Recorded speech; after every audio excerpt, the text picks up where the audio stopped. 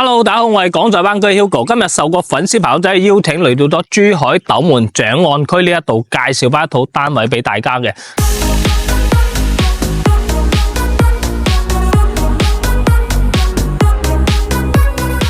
咁據呢一個粉絲朋友仔所說啦，佢當年係疫情嘅時候以120幾萬去攞低咗呢一套華發依山郡嘅3房南北通嘅一個單位噶。咁而家咧直接忍痛割愛，打5折都唔使，出售翻呢一套單位啊！咁睇下有冇有緣人對呢一套單位有興趣啦。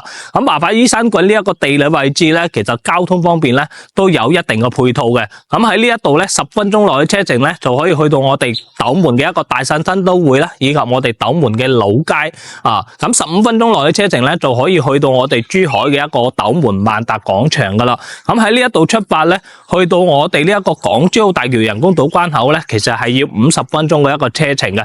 咁呢個距離咧唔算話十分之近啦，但係呢一邊咧可以講話係依山傍水嘅一個環境啦。如果你諗住係低總價、低生活成本喺珠海呢一邊退休生活自己住嘅話，其實都係唔錯嘅一個選擇嘅。因為而今呢一個樓盤嘅性價比咧係直接拉滿嘅，單價係僅需要5000幾蚊就可以攞低呢一個小區嘅單位啦。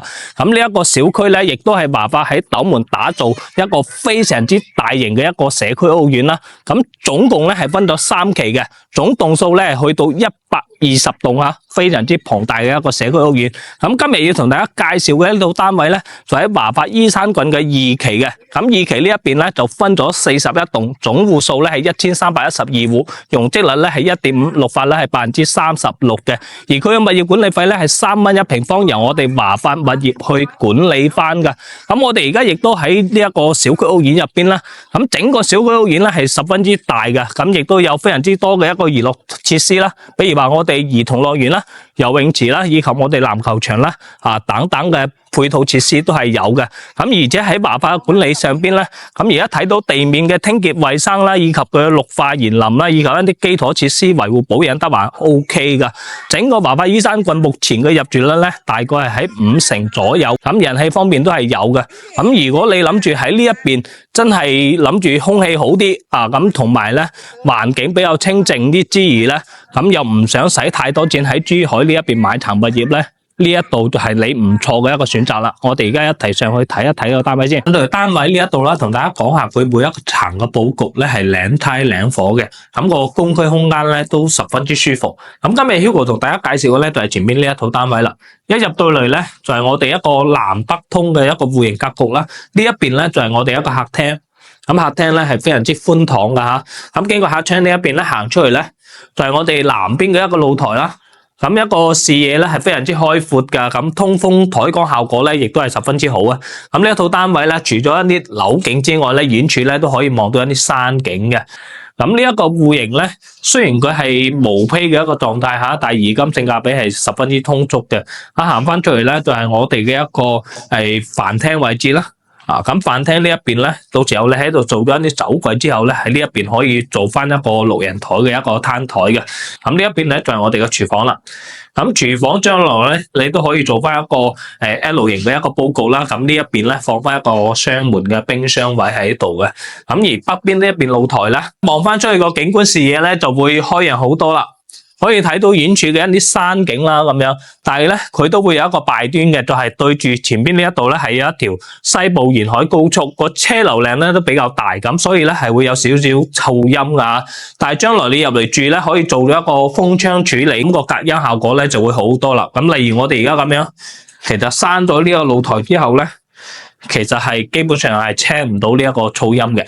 OK， 咁再入到嚟咧，佢個佈局係3房2衛嘅。